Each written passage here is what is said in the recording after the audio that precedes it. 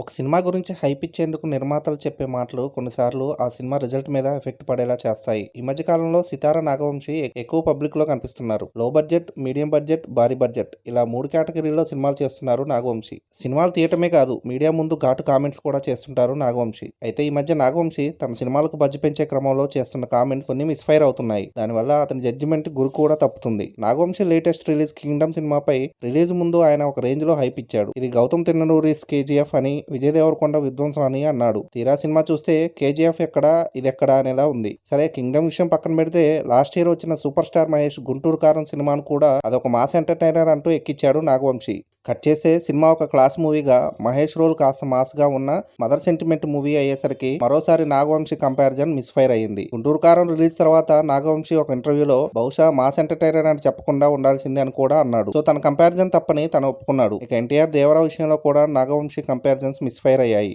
దేవరా సినిమాలో fear song release టైంలో Jailer హుకుం song తో పోల్చాడు నాగవంశి. దానికి దీనికి మ్యూజిక్ డైరెక్టర్ ఒక్కడే అవడంతో నాగవంశి కంపారిజన్ చేశాడు. కానీ అది కూడా మళ్ళీ అతన్నే టార్గెట్ అయ్యేలా చేసింది. నిర్మాతగా సినిమాకు డబ్బులు పెట్టేది ఆయనే కాబట్టి ఏదైనా చెప్పొచ్చు అనుకుంటే ఆడియన్స్ అతని కంపారిజన్స్ తో, హై ఎక్స్పెక్టేషన్స్ తో వెళ్ళి ఆయన చెప్పాడు సినిమా ఇలా ఉందేంటి అనుకోవడం జరుగుతుంది. సో నాగవంశి నెక్స్ట్ సినిమాలకు ఈ హైప్లు గట్రా తగ్గించి సినిమా మీద ఎంత తక్కువ అంచనాలు ఉంచితే అంత ఎక్కువ ఇంపాక్ట్ ఉంటుందని చెప్పొచ్చు. నాగవంశి కంపారిజన్స్ పై మీ ఒపీనియన్ ఏంటో కింద కామెంట్ లో చెప్పండి. అదండి సంగతి. ఇలాంటి ఇంట్రెస్టింగ్ విషయాలు మరెన్నో తెలుసుకోవడానికి మా ఛానల్ని సబ్స్క్రైబ్ చేసుకోండి.